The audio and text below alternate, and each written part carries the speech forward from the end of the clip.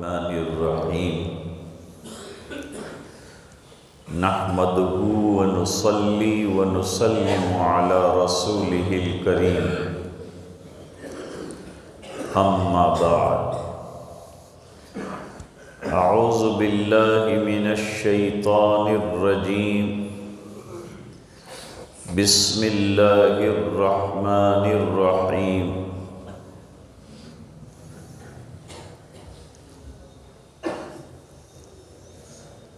فاذکرونی اذکرکم واشکروا لی ولا تکفرون صدق اللہ العظیم اللہم صل علی سیدنا محمد وعلی آل سیدنا محمد وبارک وسلم۔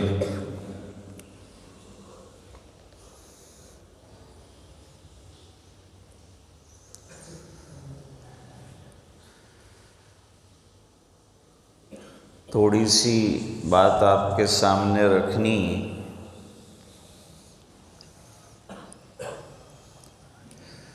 لمبا بیان نہیں ہے۔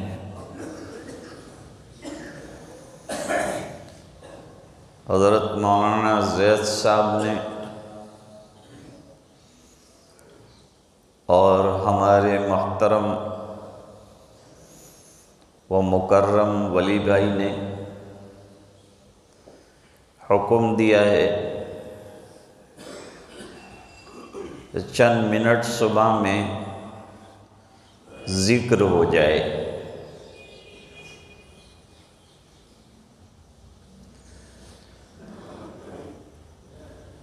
دعوت کے کام میں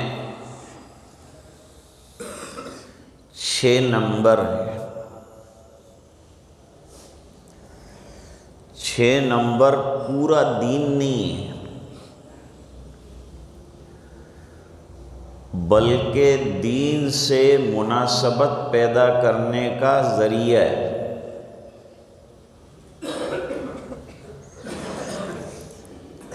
جب اس کا استحضار رہتا ہے تو اس کے ذریعے سے دین سے تعلق ہو جاتا ہے۔ پھر آدمی یہ تعلق کو کتنا بڑھاتا ہے، کتنا آگے چلاتا ہے، یہ اس کے اوپر۔ جیسے کہا جاتا ہے کہ جتنا شکر آپ ڈالو گے کسی مشروب میں وہ میٹھا ہوتا جائے گا،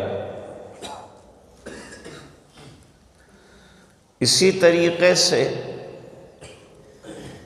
یہ دین میں جتنی محنت کریں گے، کوشش کریں گے، اتنا دین زندگیوں میں زندہ ہوتا جائے گا۔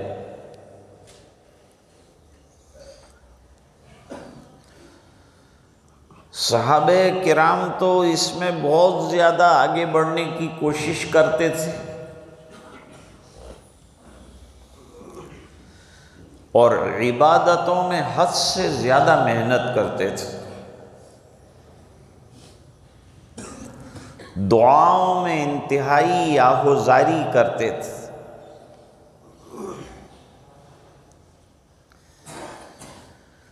دن کو گھوڑوں پر جہاد میں لگے رہتے تھے، رات کو مصلی پر نماز میں لگے رہتے تھے۔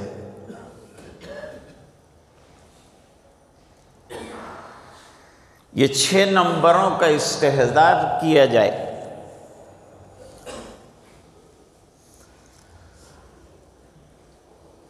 تو پہلا نمبر جو ہے کلمہ طیبہ لا الہ الا اللہ محمد الرسول اللہ۔ بزرگوں نے فرمایا کہ یہ کلمہ پورے دین کا نچوڑ ہے، خلاصہ ہے۔ جیسے کھجور کی گٹلی کے اندر سمجھدار آدمی کو پورا کھجور کا درخت نظر آتا ہے، اسی طریقے سے کلمہ طیبہ کے اندر پورا دین سمایا ہوا ہے۔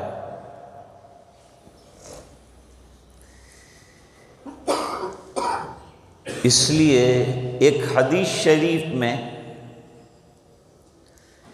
ایمان کے شعبے ذکر فرمائے، اس پر مستقل کتابیں لکھی گئی ہے۔ بیہقی رحمۃ اللہ علیہ نے شعب الایمان لکھا،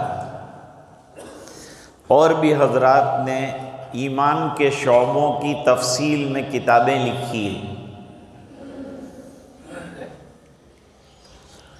تو فرمایا کہ ایمان کے 70 سے زیادہ شعبے ہیں، لیکن اس کی جڑ اور اس کا خلاصہ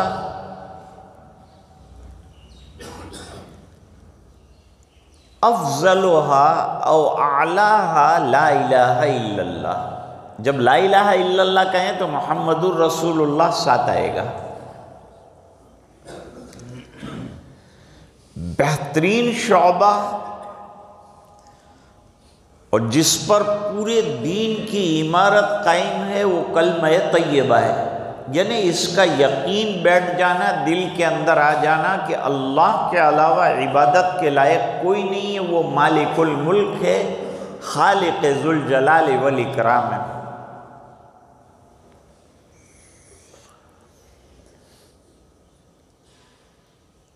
اور ادنا شعبہ بھی ذکر فرمائے، راستے سے تکلیف دینے والی چیز کا ہٹا دینا۔ ہم لوگ اس کو عبادت نہیں سمجھتے، حالانکہ یہ بھی عبادات میں داخل ہے۔ کسی کو تکلیف نہ ہونا، کسی کو تکلیف نہ پہنچانا، کسی کی تکلیف کو دور کرنا، یہ سب دین کے شعبے ہیں۔ دین صرف عبادت تک محدود نہیں ہے، بلکہ یہ دین جو ہے زندگی کے ہر شعبے کے اندر پھیلا ہوا ہے۔ اس لیے جو اذکار کیے جاتے ہیں ان تمام ذکروں میں بہترین ذکر جس کو مشائخ کرتے ہیں، افضل الذکر لا الہ الا اللہ۔ تو جب ذکر کیا جاتا ہے جو انفرادی طور پر ہم کو مشائخ نے بتایا ہے، بزرگوں نے بتایا ہے، اس میں یوں بتایا کہ لا الہ الا اللہ 10 مرتبہ پڑھنے کے بعد، ابھی تو چونکہ اجتماعی ذکر کریں گے اس بنا پر بیچ میں رکنا مشکل ہوتا ہے، ورنہ انفرادی اذکار میں 10 مرتبہ جب لا الہ الا اللہ کہہ دے تو 1 مرتبہ محمد الرسول اللہ کہہ دے۔ تو سوال ہوتا ہے کہ بیچ میں کیوں 1 مرتبہ محمد الرسول اللہ کہنا؟ ارے بھئی یہ کلمہ نصیب ہی حضور پاک صلی اللہ علیہ وسلم کی وجہ سے ہوا ہے۔ آپ تشریف لائے تو ہم کو کلمے کی اہمیت معلوم ہوئی، اللہ کا وحدہ لا شریک ہونا معلوم ہوا، اور غیروں کی عبادت سے نکل کر ایک اللہ کے پرستار بنانے والا تو یہی کلمہ ہے۔ لیکن حضور پاک صلی اللہ علیہ وسلم نہ ہوتے تو یہ بات سمجھ میں نہیں آتی۔ تو اللہ کے احسان کے بعد حضور پاک صلی اللہ علیہ وسلم کا احسان ہے، تو آپ کی رسالت کو اور آپ کی نبوت کو اور آپ کے احسان کو کہیں ذکر کرنے والا بھلا نہ بیٹھے، اس بنا پر 1 مرتبہ محمد الرسول اللہ پڑھنے کے لیے کہا۔ دوسری چیز نماز ہے، نماز بھی ذکر ہے۔ قرآن کریم میں اللہ تعالیٰ نے فرمایا وَأَقِمِ الصَّلَاةَ لِذِكْرِي، نماز کو میری یاد کے لیے قائم کرنا ہے۔ اللہ اکبر سے شروع کرتے ہیں ہم اور السلام علیکم ورحمۃ اللہ پر ختم کرتے ہیں، وہاں تک ذکر ہی ذکر ہے۔ سورہ فاتحہ کیا ہے؟ ذکر ہے، کیونکہ قرآن کریم کا ایک نام ذکر ہے۔ حضرت مولانا قاسم العلوم نانوتوی رحمۃ اللہ علیہ فرماتے ہیں نماز کا خلاصہ قرآن ہے، اصل مقصد قرآن کریم کا سننا ہے، سنانا ہے، پڑھنا ہے۔ نماز کی جان جسے کہا جائے وہ قرآن پاک ہے، اور قرآن کریم جو ہے وہ ذکر ہے۔ قرآن کریم کے 60 نام ذکر کیے ہیں، ان میں سے ایک نام قرآن کریم کا ذکر بھی ہے۔ تو نماز جو ہے وہ اللہ کے ذکر کے لیے قائم کرنی ہے۔ مومن کی زندگی سے ذکر نکل ہی نہیں سکتا ہے۔ قرآن ذکر ہے، نماز ذکر ہے، اور نماز کو بڑا ذکر قرار دیا، اس بنا پر فرمایا ان الصلاۃ تنہی عن الفحشاء والمنکر ولذکر اللہ اکبر۔ اور یہ جو اللہ کا ذکر ہے نماز، یہ بہت بڑی چیز ہے۔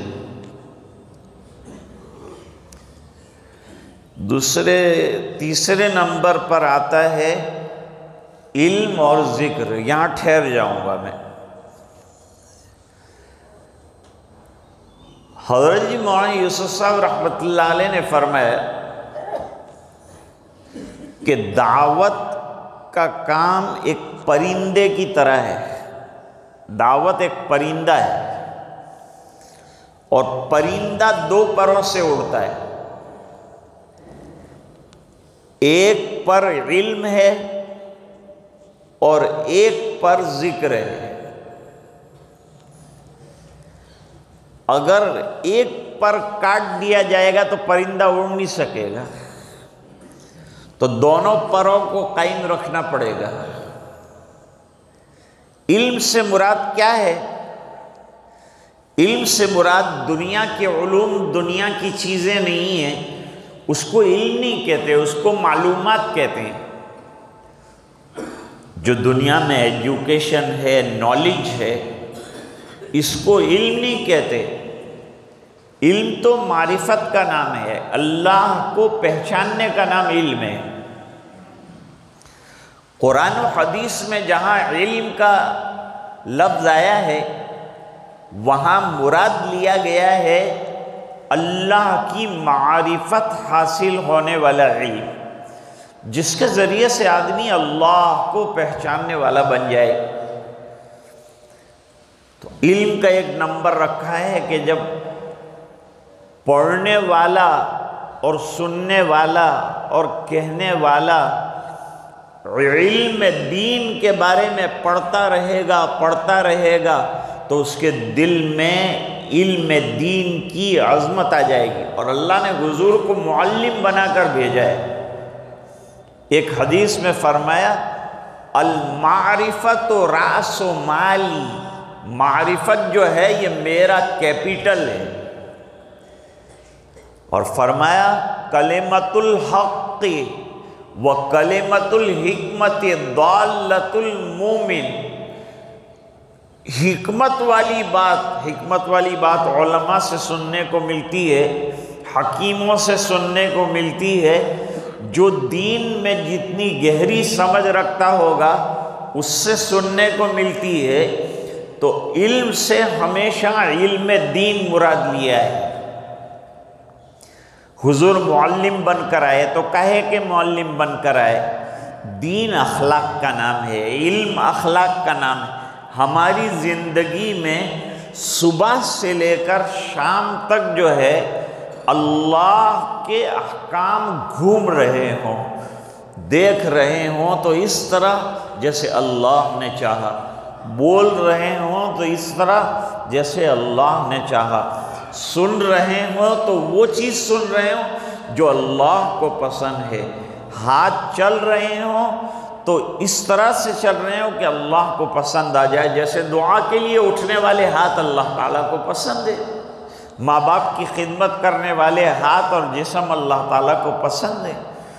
تو علم سے علم دین مراد ہے، علم دنیا مراد نہیں ہے، اس کو معلومات کہتے ہیں۔ اور اس کے ساتھ جب رات دن علم کی فضیلت پڑھتا رہے گا تو علم کا نقشہ دل کے اندر بیٹھ جائے گا، پھر علم حاصل کرنے کا شوق ہوگا۔ تو بھئی ہم تو مدرسے سے جانے سے رہے، کیسے مدرسے جائیں گے؟ کاروبار بھی کرنا ہے، اللہ کے دین کی محنت بھی کرنی ہے۔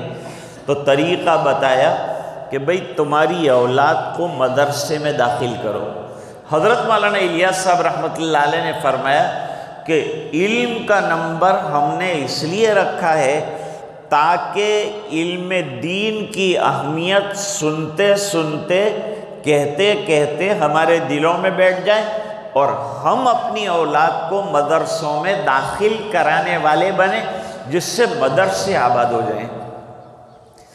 دعوت کا کام مدرسوں کو ویران کرنے کا نہیں ہے، مدرسوں کو طاقت دینے کا ہے، مدرسوں کو جلا دینے کا ہے۔ اور مدرسوں کو کیسے جلا دیں گے؟ بھئی بڑے لوگ تو چل پھر کر مسجدوں میں اور نکل کر دین حاصل کریں گے، لیکن چھوٹے بچوں کو ہم مکتب میں داخل کرائیں گے، مدرسے میں داخل کرائیں گے، وہاں وہ باقاعدہ علم حاصل کریں گے اور آگے جا کر وہ انشاءاللہ علم کا کام کریں گے، دین کے دائی بنیں گے، دین کی محنت کرنے والے بنیں گے۔ تو علم کا مقصد ہے مدرسوں کو آباد کرنا۔ دوسرا نمبر رکھا ہے ذکر کا۔ اکثر جو ہے ایسا ہوتا ہے کہ دعوت کے ساتھی ذکر کی کوئی مجلس کی بات سنتے ہیں تو بے چین ہو جاتے ہیں کہ یہ کیا نئی چیز نکالی۔ نہیں، یہ تو دعوت کا ایسا ونگ ہے، ایسا پر ہے کہ جس کے کاٹنے سے دعوت کا پرندہ اڑ نہیں پائے گا بلکہ کتے کھا جائیں گے اس کو۔ جو پرندہ اڑ نہیں پاتا اس کو جو ہے وہ موذی جانور کھا جاتے ہیں، ختم کر دیتے ہیں، ان کا لقمہ بن جاتا ہے وہ۔ اس لیے ذکر کا پر بھی لگانا پڑے گا۔ حضرت مولانا الیاس صاحب رحمۃ اللہ علیہ نے فرمایا کہ ذکر کا نمبر میں نے اس لیے رکھا ہے کہ ذکر سے کیا مراد ہے؟ اللہ کی یاد۔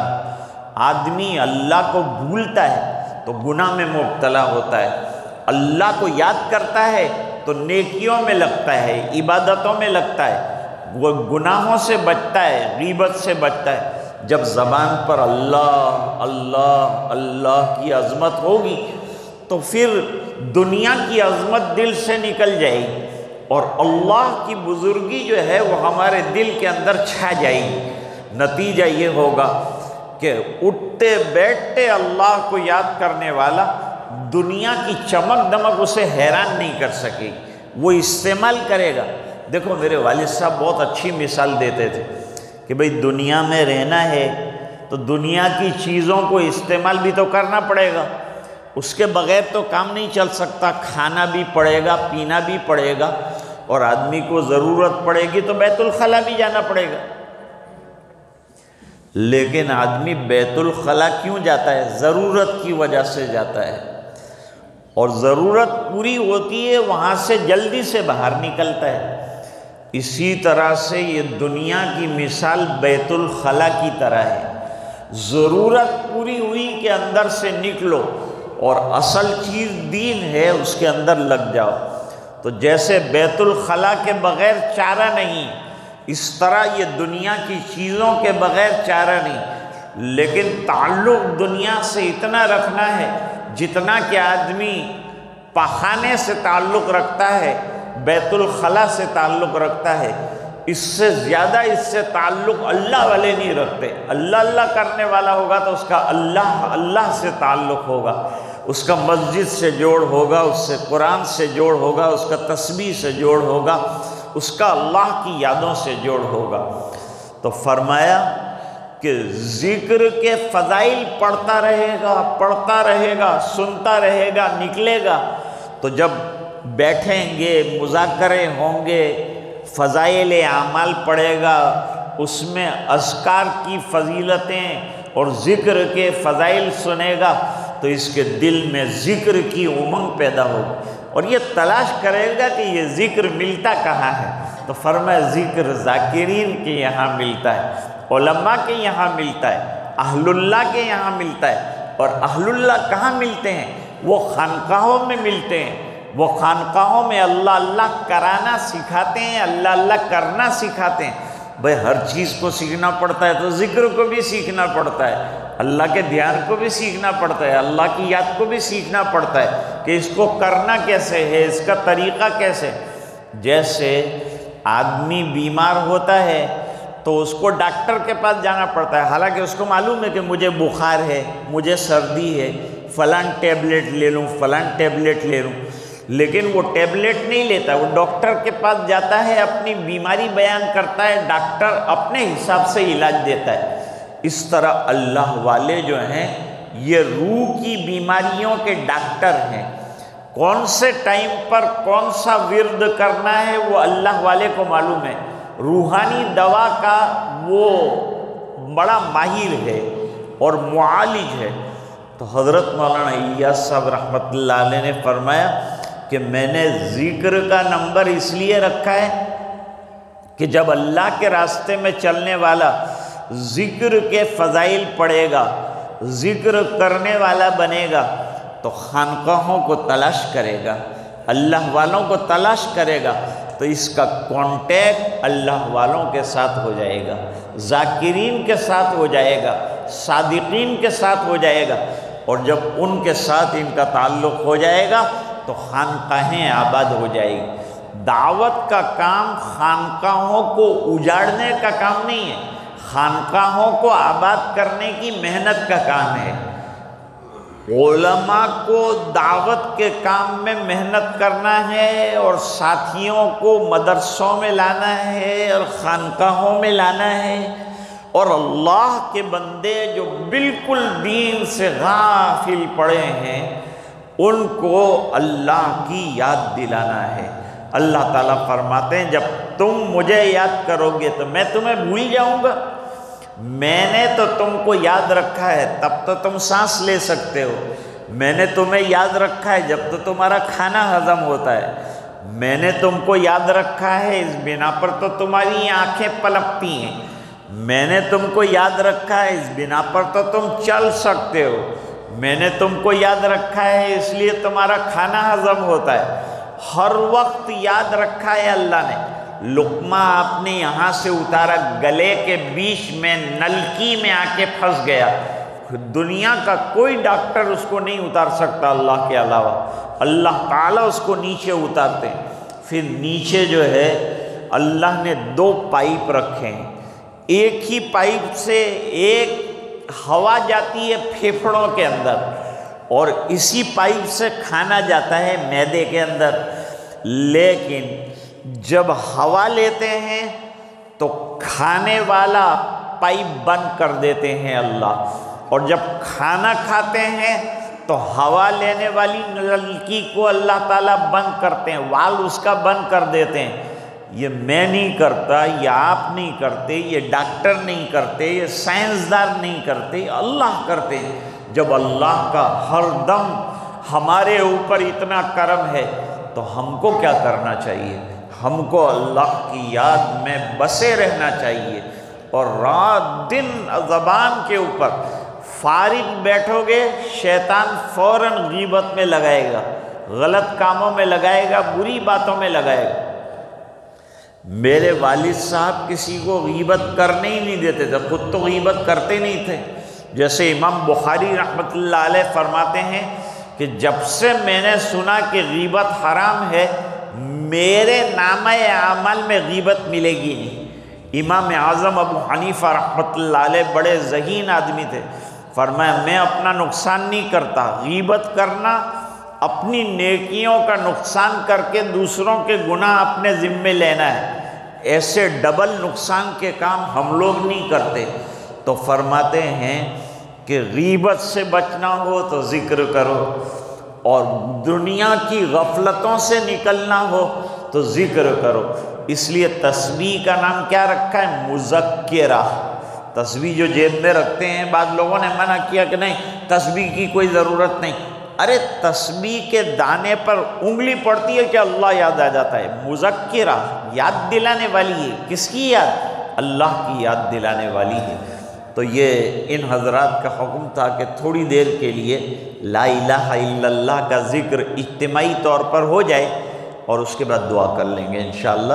یہ چند کلمات عرض کیے ہیں، اللہ تعالی ہمیں دین کی سمجھ عطا فرمائے، اور ذکر اللہ سے، اہل اللہ سے، خانقاہوں سے، دعوت کے کام سے، ان تمام چیزوں سے اللہ تعالی ہمیں وابستہ فرمائے، اور ہمیں دین کی سچی محبت اور سچی اتباع نصیب فرمائے۔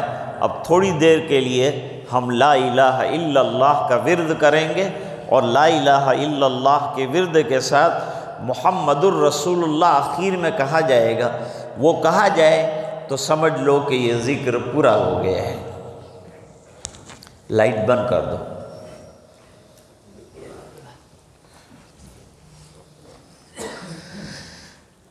اب پہلے ایک شعر پڑھوں گا میں، اور شعر کے پڑھنے کے بعد پھر جو ہے ذکر شروع کر دوں گا۔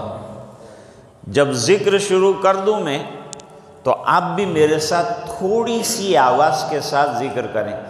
اب اصل میں تو آپ کا ذکر ہے، میں تو ایک مرتبہ تلقین کر کے چپ ہو جاؤں گا، تو پھر اس میں کوئی حرج نہیں ہے۔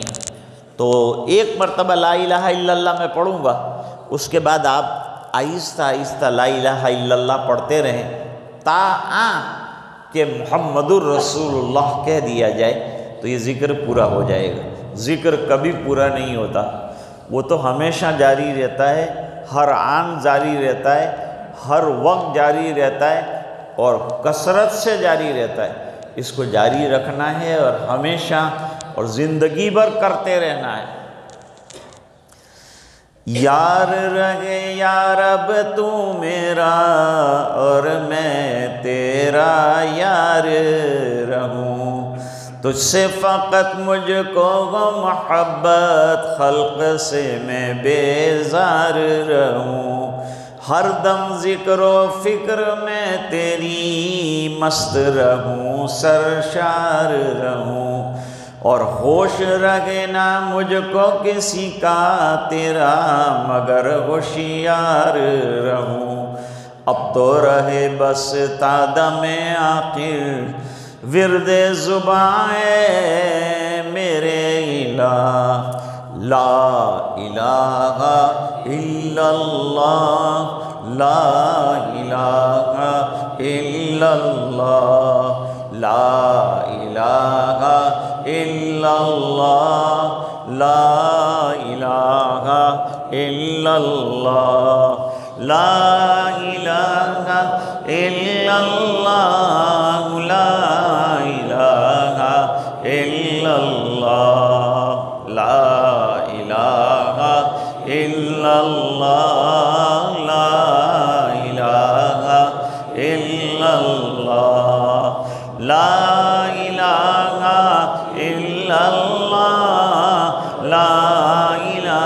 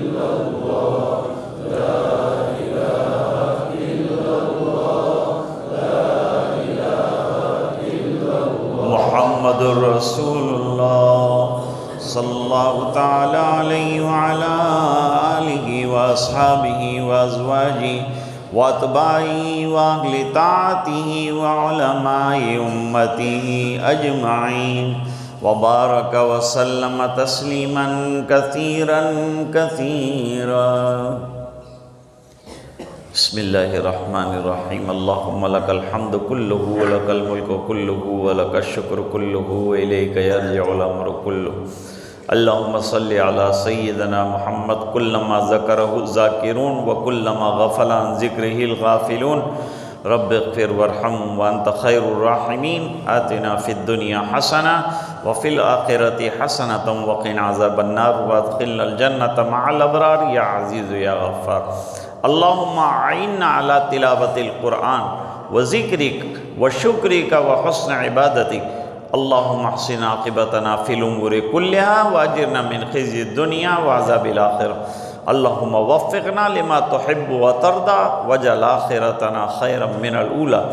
اللہم انا نسألک رضاک والجنہ ونعوذ بک من سخطک وغضبک والنار۔ اللہم اہدنا واہد بنا واجعلنا سببا لمن اہتدی۔ اللہم ان قلوبنا ونواصینا وجوارحنا بیدک لم تملکنا منها شیئا فاذا فعلت ذلك بنا فکن انت ولینا واہدنا الى سواء السبیل۔ اللہم آت نفوسنا تقواها وزکها انت خیر من زکاها انت ولیها ومولاها۔ یا مقلب القلوب ثبت قلوبنا علی دینک یا مصرف القلوب صرف قلوبنا الی طاعتک۔ اے اللہ ہمارے گناہوں کو معاف فرما، کوتاہیوں سے درگزر فرما، اپنا فضل اور کرم شامل حال فرما، رحم کے اور کرم کے فیصلے فرما، اپنی رضائے دائمی عطا فرما، ہمیں لسان ذاکر عطا فرما، قلب شاکر عطا فرما، جسم تیرے احکام پر عامل نصب فرما۔ اے اللہ ہمارے دلوں کے بگاڑ دور فرما، اے اللہ ہمارے ظاہر اور باطن کی اصلاح فرما، اے اللہ ہمیں شریعت کے تابع ہو کر زندگی گزارنے والا بنا، اے اللہ تیرے دین کے تابع ہو کر زندگی گزارنے والا بنا۔ اے اللہ گناہوں سے ہماری حفاظت فرما، نیکیوں کی اللہ ہمیں توفیق عطا فرما، سیئات کو حسنات سے مبدل فرما، نمازوں کا پابند بنا، تلاوت قرآن کا شیدائی بنا، تیری یادوں والی زندگی عطا فرما، غفلت والی زندگی سے اللہ حفاظت فرما۔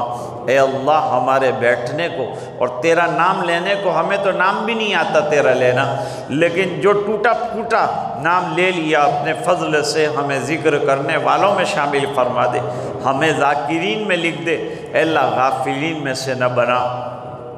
اے اللہ جسمانی اور روحانی بیماروں کو شفاء کاملہ عاجلہ مستمرہ دائمہ نصیب فرما، پریشانوں کی پریشانیاں دور فرما، جو الجھنوں میں گرفتار ہیں ان کی الجھنوں کو دور فرما۔ اے الہ العالمین پورے مجمع کی مغفرت فرما، امت کے ایک ایک فرد کی مغفرت فرما، اور یہ دعائیں اپنے فضل و کرم حبیب پاک صلی اللہ علیہ وسلم کی برکت سے قبول فرما۔ سبحان ربک رب العزت عما یصفون، سلام علی المرسلین والحمد للہ رب العالمین۔